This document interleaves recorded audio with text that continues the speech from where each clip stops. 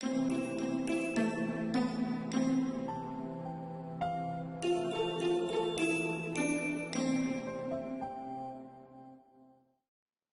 to the Quran, Jesus was a prophet of Islam.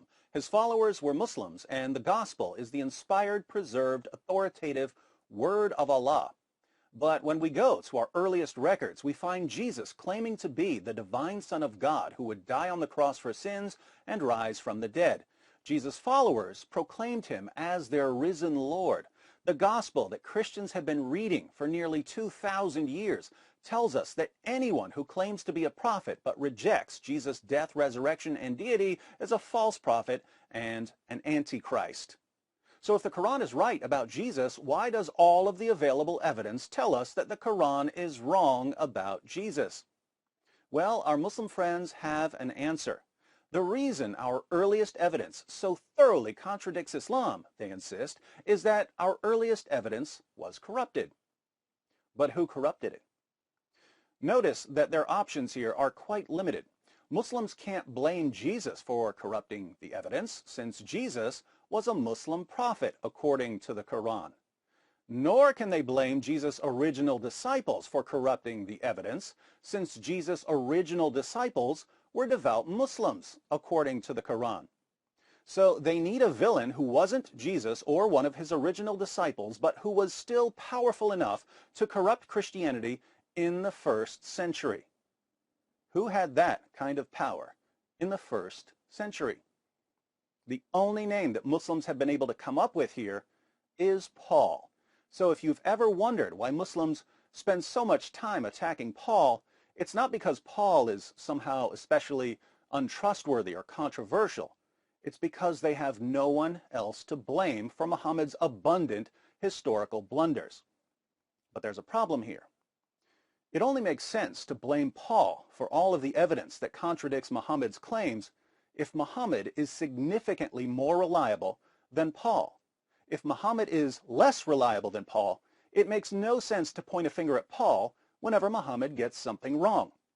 In other words, if I catch person A making numerous false statements, and I ask him how I can trust him when he's making so many false statements, and he says, it's person B's fault. He corrupted all of the evidence and made my statements seem false. But person B turns out to be far more trustworthy than person A, it becomes impossible to take person A seriously. So the question we should be asking is this: whose claims about Jesus are more reliable, Paul's or Muhammad's? In this series, I'm going to offer a few reasons to trust what Paul says about Jesus over what Muhammad says about Jesus. And when I say a few reasons, I mean 25 of them. Some of these reasons, taken individually, wouldn't be enough to reject what Muhammad says. But when we consider all of the reasons together, it's pretty clear that Muhammad's claims about Jesus are about as reliable as a CNN special on the origins of Islamic terrorism.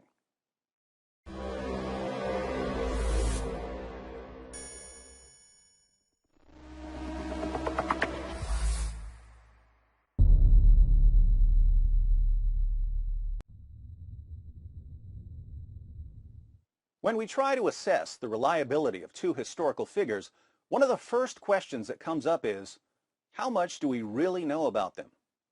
And the answer to that question will depend on how early our sources are.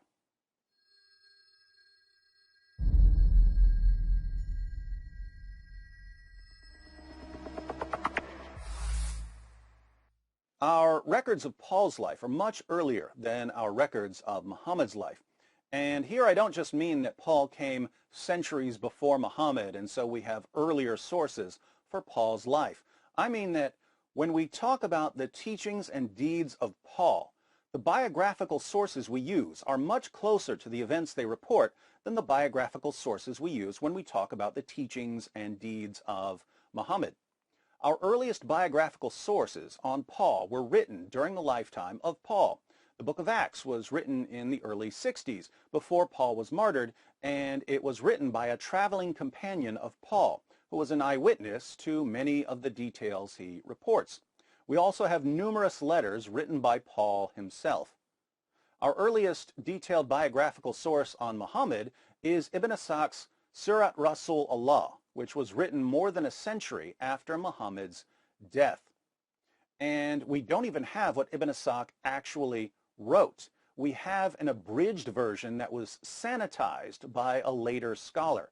And we shouldn't forget that many Muslims don't trust Ibn Ishaq. When Muslims quote stories about Muhammad, they're usually getting their information from sources like Sahih al-Bukhari and Sahih Muslim, which were written 2 centuries after the time of Muhammad. But it gets worse. The main reason for composing works like Sahih al-Bukhari and Sahih Muslim was that Muslims were composing so many false stories about Muhammad, people didn't know what to believe. Scholars like Bukhari decided that they needed to collect stories they thought were accurate in order to distinguish them from the ever-increasing supply of false narrations. Now, if Muslims during the time of Bukhari were inventing stories about Muhammad, what about the generation before that? And the generation before that? And the generation before that? 2 centuries is a lot of time to make things up. That's why it's always good to have sources written within the lifetime of the person you want to know about, or at least within the lifetimes of the eyewitnesses. When we learn about Paul, we learn about him through first-generation eyewitness accounts. When we learn about Muhammad, we learn about him through late sources written by people who didn't know him, whose parents didn't know him, and whose grandparents didn't know him. People who were fishing for historical facts in a sea of fabrication and deception. A few years ago, the crumbling historical foundations for the life of Muhammad led the Islamic scholar Muhammad Sven Kalish to conclude that Muhammad probably never existed. I don't agree with Dr. Kalish's conclusion about Muhammad's existence, but when even Muslim scholars are starting to recognize how difficult it's become to take Muslim sources seriously, our confidence in the historical Muhammad vanishes faster than a Muhammad cartoon posted on Facebook in Pakistan.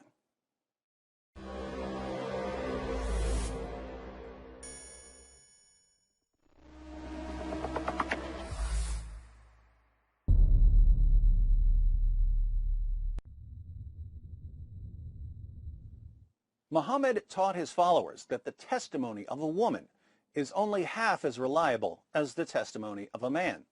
When he wanted to explain why a woman's testimony is less reliable than a man's, he said that it's due to the deficiency of a woman's intellect.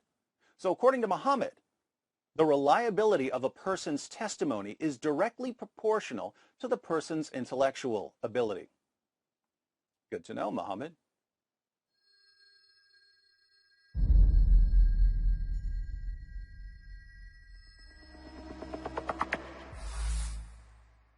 The Apostle Paul was a brilliant scholar who defended his views in Athens, the intellectual capital of the ancient world, and in other major cities.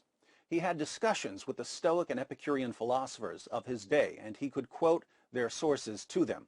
Even Antony Flew, one of the 20th century's most impressive critics of Christianity, said that the Apostle Paul possessed a first-class philosophical mind. Muhammad, by contrast, was an illiterate 7th century caravan trader. Now, being an illiterate 7th century caravan trader doesn't make you wrong, just as being a brilliant scholar doesn't make you right. But when we're dealing with claims about history and theology and various other topics, having some sort of education helps. Not having an education leaves you open to obviously false revelations because you don't know enough to recognize them as false.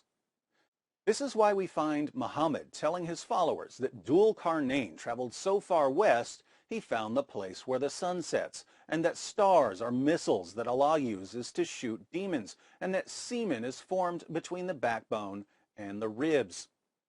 These are exactly the sort of absurdities we would expect from someone who has no clue what he's talking about and who therefore has no clue whether his revelations line up with reality. So in terms of intellectual prowess, Paul is to Muhammad what a tenured theology professor at Oxford is to an internet troll whose most careful investigations begin and end with a Google search.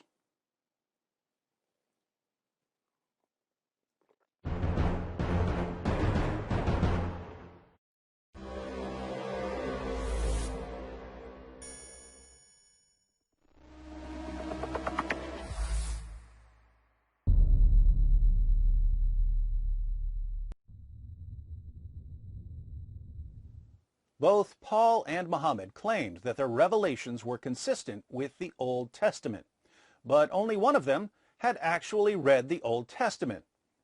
Can you guess who it was?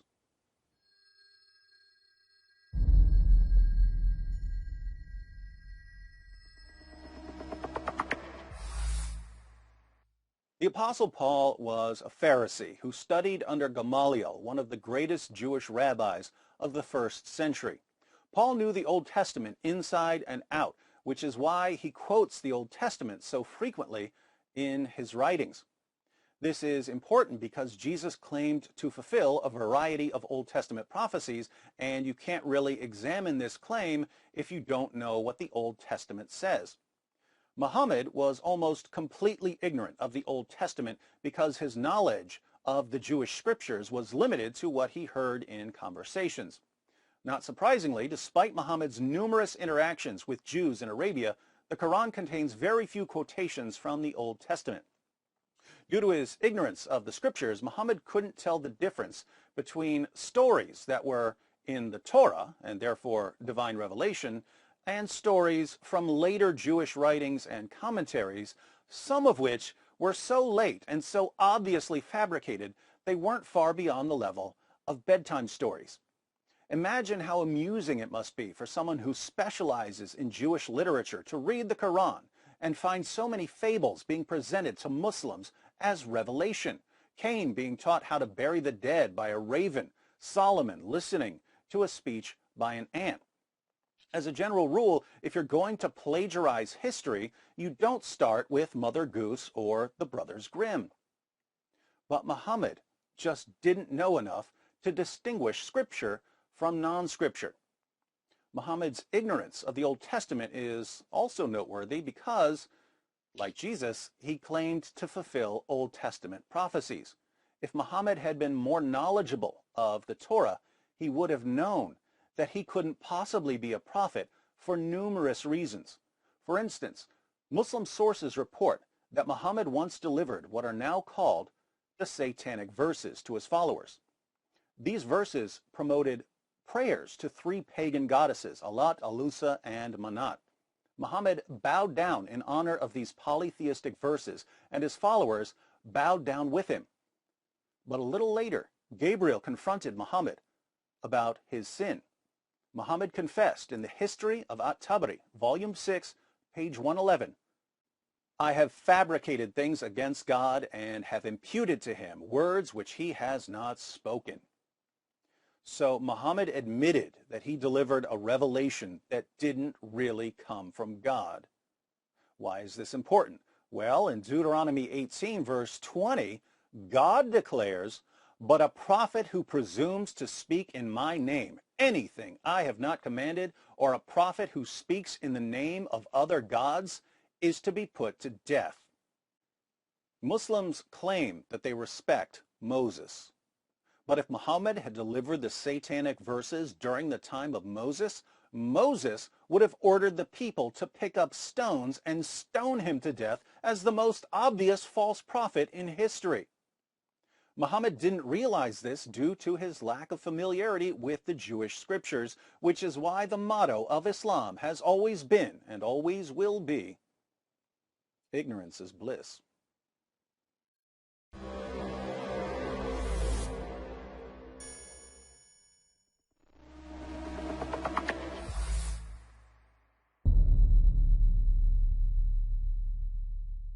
Hi everyone, thanks for watching. In case you stumbled upon this video while browsing or searching, I wanted to let you know that it's part of a series comparing Paul and Muhammad. So if you'd like to see the full series, be sure to click on the playlist. If you're already in the playlist, you're about to see why Paul was in a perfect position to learn the truth about Jesus. As for Muhammad,